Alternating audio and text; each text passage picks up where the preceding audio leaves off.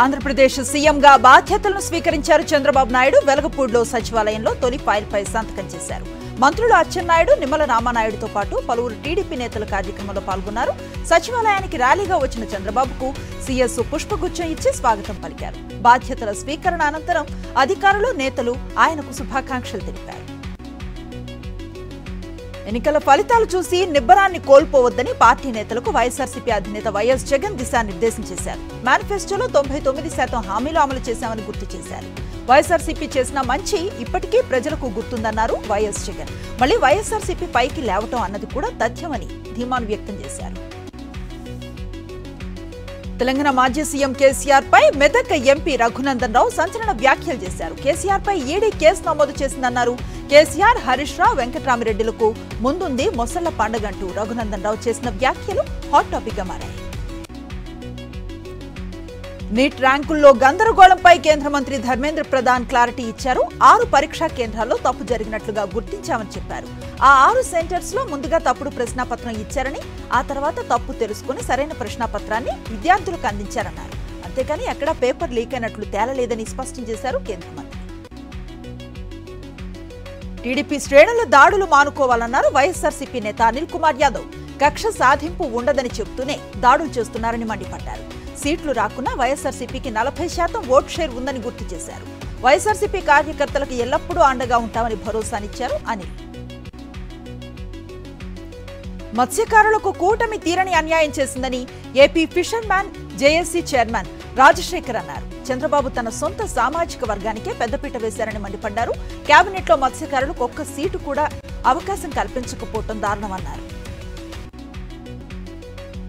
కేంద్ర పౌర విమానయాన శాఖ మంత్రిగా రామ్మోహన్ నాయుడు బాధ్యతలు స్వీకరించారు. బాధ్యతలు స్వీకరించే ముందు 21 సార్లు ఓం శ్రీరామ్ అని రాశారు. తనకు ఈ బాధ్యతలు అప్పగించిన ప్రధాని మోదీకి కృతజ్ఞతలు తెలిపారు. పశ్చిమ గోదావరి జిల్లా భీమవరం పట్టణంలో కేంద్ర మంత్రి భూపతిరాజు శ్రీనివాస్ వర్మ పర్యటించారు. భీమవరం పట్టణంలో మావుళ్లమ్మ అమ్మవారిని దర్శించుకుని ప్రత్యేక పూజలు నిర్వహించారు. కేంద్ర మంత్రికి పూర్ణ కుంభంతో స్వాగతం పలికారు ఆలయ అర్చకులు. కాకినాడలో ఆర్టీసీ ఉద్యోగుల ఆందోళనకు దిగారు. కాకినాడ ఆర్టీసీ డిపోకు చెందిన డ్రైవర్ వెంకటేశ్వరులను అకారణంగా సస్పెండ్ చేశారని డ్రైవర్ల సంక్షేమ సంఘం ఆధ్వర్యంలో ధర్నా చేపట్టారు. వెంటనే అక్రమ సస్పెన్షన్ ఎత్తివేయాలని డిమాండ్ చేశారు. తెలంగాణ మాజీ మంత్రి హరీష్ రావుకు నోటీసులు ఇచ్చేందుకు కాళేశ్వరం విచారణ కమిషన్ కసరత్తు చేస్తోంది. జులై 2వ వారం తర్వాత విచారణకు పిలవనున్నట్లుగా సమాచారం. అఫిడవిట్ ను సిద్ధం చేస్తూ ఉన్న నేపథ్యంలో అది పూర్తయిన తర్వాత ప్రజాప్రతినిధులను పిలవనుంది కమిషన్. ముందు అప్పటి ఇరిగేషన్ మంత్రిని, ఆ తర్వాత మాజీ సీఎంను విచారించే అవకాశం కనిపిస్తోంది. కాళేశ్వరం బ్యారేజీల నిర్మాణంపై ఏర్పాటు చేసిన జస్టిస్ చంద్రఘోష్ కమిషన్ విచారణ సమగ్రంగా సాగుతోంది. కమిషన్ ముందుకు హైడ్రాలజీ నిపుణుల కమిటీ ఇంజనీర్లు హాజరయ్యారు. 2 వారాల్లోపు మధ్యంతర నివేదికను ఇవ్వాలని 2 కమిటీలను కమిషన్ ఆదేశించింది.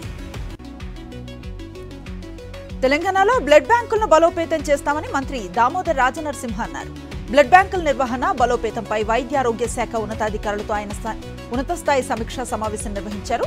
అన్ని జిల్లా కేంద్రాల్లో బ్లడ్ డొనేషన్ క్యాంపులను నిర్వహించాలని అధికారులను ఆదేశించారు. తెలంగాణలో పాఠశాల విద్యార్థులకు పంపిణీ చేసిన పాఠ్య పుస్తకాల్లో ముందుమాట పేజీ అంశం వివాదాస్పదంగా మారింది. పాఠ్య పుస్తకాల్లో ముందుమాట పేజీ మాజీ సీఎం కేసీఆర్, విద్యాశాఖ మాజీ మంత్రి సబితా పేర్లతో ప్రింట్ అయ్యాయి. ఆలస్యంగా గమనించిన విద్యాశాఖ ఆ పాఠ్య పుస్తకాలను వెంటనే వెనక్కి తీసుకోవాలని ఆదేశాలు జారీ చేసింది. హన్మకొండ జిల్లా పరకాలలో కాంగ్రెస్ నియోజకవర్గ స్థాయి సమావేశం రసాభసగా జరిగింది. సమావేశంలో కాంగ్రెస్ పార్టీ నాయకుల మధ్య ప్రోటోకాల్ ఘర్షణ తలెత్తింది. ప్రోటోకాల్ పాటించట్లేదంటూ కాంగ్రెస్ నేత దొమ్మాటి సాంబయ్య నాయకులపై మండిపడ్డారు. ఎమ్మెల్యే రేవూరి ప్రకాష్ రెడ్డి ఎదుటే సాంబయ్యకు పార్టీ నాయకులకు మధ్య వాగ్వివాదం జరిగింది. రాజన్న సిరిసిల్ల జిల్లా కేంద్రంలో పోలీస్ శాఖ ఆధ్వర్యంలో మెగా జాబ్ మేళాను నిర్వహించారు. జాబ్ మేళాలో సెలెక్ట్ అయిన వారికి ప్రభుత్వ విప్ ఆది శ్రీనివాస్ నియామక పత్రాలను అందించారు. యువత ఉద్యోగ అవకాశాలను అందిపుచ్చుకొని కష్టపడి పనిచేయాలన్నారు. మెదక్లోని ముత్తాయికోట, సిద్ధరామేశ్వర, కుచన్పల్లి వెంకటేశ్వర స్వామి, పంచముఖి ఆంజనేయ స్వామి ఆలయాల్లో ఎంపీ రఘునందన్ రావు ప్రత్యేక పూజలు చేశారు. అనంతరం ద్విచక్ర వాహన విజయోత్సవ ర్యాలీలో పాల్గొన్నారు. నియోజకవర్గంలో ఉన్న పెండింగ్ లో ఉన్న సమస్యలను పరిష్కరిస్తామన్నారు. జయశంకర్ భూపాల్పల్లి జిల్లా కేంద్రంలో డబుల్ బెడ్రూమ్ ఇళ్ల లబ్ధిదారులు 2వ రోజు ఆందోళన చేపట్టారు. తమకు ఇంటి నెంబర్లతో సహా కేటాయించిన డబుల్ బెడ్రూమ్ ఇళ్ల పట్టాలు ఇవ్వాలంటూ డిమాండ్ చేస్తున్నారు. ఇంటి పట్టాలు ఇవ్వకపోతే డబుల్ బెడ్రూమ్ ఇళ్లను ఆక్రమించుకుని నివాసం ఉంటామంటున్నారు లబ్ధిదారులు. నిర్మల్ జిల్లా భైంసాలో డబుల్ బెడ్రూమ్ ఇళ్ల లబ్ధిదారులు ఆందోళనకు దిగారు. గత బీఆర్ఎస్ హయాంలో లాటరీ ద్వారా ఎంపిక చేసిన లబ్ధిదారులకు డబుల్ బెడ్రూమ్ ఇళ్లను అప్పగించాలని రాస్తారోకో చేపట్టారు. వెంటనే తమకు ఇళ్లను అప్పగించాలని డిమాండ్ చేశారు. సూర్యాపేట జిల్లా మోతే మండల తహసీల్దార్ కార్యాలయం వద్ద ఓ వృద్ధురాలు ఆందోళనకు దిగింది. తన 15 ఎకరాల భూమిపై తన బావ కుమారుడు మోసపూరితంగా చేసిన రిజిస్ట్రేషన్ను రద్దు చేయాలంటూ మందు డబ్బాలతో నిరసన తెలిపింది. తన భూమిని తనకిప్పించాలంటూ వేడుకుంటోంది. నీట్ ప్రవేశ పరీక్షను రద్దు చేయాలని డిమాండ్ చేస్తూ మహబూబ్ నగర్ లో విద్యార్థి సంఘాలు ఆందోళన చేపట్టాయి. ఏబీవీపీ ఏఐఎస్ఎఫ్ ఆధ్వర్యంలో విద్యార్థులు నిరసన చేశారు. ఈ సమయంలో పోలీసులకు విద్యార్థులకు మధ్య తోపులాట జరిగింది. విద్యార్థి సంఘాల నేతలను పోలీసులు స్టేషన్కు తరలించారు. రాజన్న సిరిసిల్ల జిల్లా కలెక్టరేట్ ఎద్ద సిఐటియు ఆధ్వర్యంలో ఆశా వర్కర్లు ధర్నా చేశారు. అసెంబ్లీ ఎన్నికలకు ముందు ఆశా వర్కర్లు సమ్మె సందర్భంగా గత ప్రభుత్వం ఇచ్చిన హామీలను వెంటనే అమలు చేయాలని డిమాండ్ చేశారు. హైదరాబాద్ లో పలు చోట్ల వర్షం కురిసింది. ప్రధానంగా పాత బస్తీలో బండ్లగూడ, చంద్రాయన్గుట్ట, చత్రినాక, శాలిబండ, ఫలక్నమా, కంచన్ బాగ్, ఆలియాబాద్, సంతోష్ నగర్లలో వర్షం పడింది. ఎల్బీ నగర్, అంబర్పేట్, మలక్పేటలో తదితర ప్రాంతాల్లోనూ జల్లులు కురిశాయి. సికింద్రాబాద్ పరిసర ప్రాంతాల్లో భారీ వర్షం కురిసింది. పలు చోట్ల ఏకధాటిగా వర్షం పడుతోంది. బేగంపేట్, పారడైజ్, మారేడుపల్లి, కంటోన్మెంట్, బోయిన్పల్లి తదితర ప్రాంతాల్లో దట్టమైన మబ్బులు కమ్ముకున్నాయి. ఉరుములు, మెరుపులు, ఈదురుగాలులతో వర్షం కురవడంతో వాహనాల రాకపోకలకు అంతరాయం కలిగింది. భారతరత్న అవార్డు గ్రహీత బీజేపీ సీనియర్ నేత ఎల్కే అద్వానీకి కలిశారు కేంద్ర మంత్రి నితిన్ గడ్కరీ. ఢిల్లీలో అద్వానీ నివాసానికి వెళ్లి ఆశీర్వాదాన్ని తీసుకున్నారు.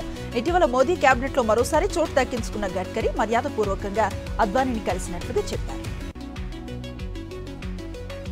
మహారాష్ట్ర డిప్యూటీ సీఎం అజిత్ పవార్ సతీమణి సునేత్రా పవార్ రాజ్యసభ ఉప ఎన్నికలకు ఎన్సీపీ అభ్యర్థిగా నామినేషన్ దాఖలు చేశారు. మహారాష్ట్ర నుంచి బై ఎలక్షన్ జరగనున్న స్థానానికి ఇవాళ్టితో నామినేషన్ గడువు ముగిసింది. దీంతో ఆమె పార్టీ నేతలతో కలిసి నామినేషన్ దాఖలు చేశారు. సిక్కింను ఆకస్మిక వరదలు అతలాకుతలం చేస్తున్నాయి. దీంతో పలు ప్రాంతాల్లో కొండ చర్యలు విరిగి పడుతున్నాయి. దీంతో ఇప్పటి వరకు ఒకరు మృతి చెందగా మరో 5గురు గల్లంతయ్యారు. తీస్తా నది ఉగ్రరూపం దాల్చి ప్రవహిస్తోంది. దీంతో పరివాహక ప్రాంతాల ప్రజలను తరలించారు. వరద ప్రభావిత ప్రాంతాల్లో సహాయక చర్యలను ముమ్మరం చేశారు. మహారాష్ట్రలో భారీ ప్రమాదం చోటు చేసుకుంది. నాగ్పూర్ దామ్నాలో బాణాసంచా తయారీ కేంద్రంలో పేలుడు సంభవించింది. ఘటనలో 5గురు మృతి చెందగా మరో 5గురు గాయపడ్డారు. బాణాసంచా ఫ్యాక్టరీలో మంటలను అదుపులోకి తెచ్చారు సిబ్బంది. ఘటనా స్థలాన్ని మాజీ మంత్రి అనిల్ దేశ్ముఖ్ సందర్శించారు. మహారాష్ట్రలో ఔరంగాబాద్ లో అగ్ని ప్రమాదం జరిగింది. బైక్ లో పెట్రోల్ పోస్తూ ఉండగా మొబైల్ రింగ్ అవడంతో ఒక్కసారిగా మంటలు చెలరేగాయి. అప్రమత్తమైన పెట్రోల్ బంక్ సిబ్బంది మంటలను అదుపు చేశారు. టమాటా ధరలు మళ్లీ సెంచరీ వైపుకు పరుగులు పెడుతున్నాయి. హైదరాబాద్ లో మార్కెట్లలో నాణ్యమైన మొదటి రకం టమాటా ధర 80 నుంచి 90 వరకు పలుకుతోంది. రెండవ రకం టమాటాను 60 నుంచి 70 రూపాయలకు అమ్ముతున్నారు. దేశీయ పారిశ్రామికోత్పత్తి వృద్ధి ఏప్రిల్లో 5% నమోదైంది. ఇది 3 నెలల కనిష్ట స్థాయి. తయారీ రంగం నిరుత్సాహపరచడమే దీనికి కారణం. పారిశ్రామికోత్పత్తి సూచి ఆధారంగా పారిశ్రామికోత్పత్తి వృద్ధిని లెక్కిస్తారు. 2024 జనవరిలో ఇది 4.2%గా ఉంది. ఫిబ్రవరిలో 5.6%, మార్చిలో 5.4%గా నమోదైంది. ప్రపంచంలోనే అత్యంత విలువైన 100 బ్రాండ్లలో ఇండియా నుంచి 4 కంపెనీలు చోటు దక్కించుకున్నాయి. దీనికి సంబంధించిన డేటాను brand Z most valuable global brands రిపోర్ట్లో ప్రముఖ marketing data and analytics business Kantar వెల్లడించింది. State Bank of India micro, small, medium enterprises రంగాల కోసం డిజిటల్ బిజినెస్ లోన్ ప్రారంభించింది. రానున్న 5 సంవత్సరాల్లో ఈ విభాగం భారీగా వృద్ధి చెందేందుకు ఈ లోన్ పోర్ట్ఫోలియో దోహదపడుతుందని ఎస్బీఐ తెలిపింది. తెలంగాణ వ్యాప్తంగా నైరుతి రుతుపవనాలు విస్తరించాయి. ఈ నేపథ్యంలో పలు ప్రాంతాల్లో భారీ వర్షాలు కురుస్తాయని ఎల్లో అలర్ట్ జారీ చేసింది వాతావరణ శాఖ. రుతుపవనాల ప్రభావంతో ఇప్పటికే చాలా చోట్ల వర్షాలు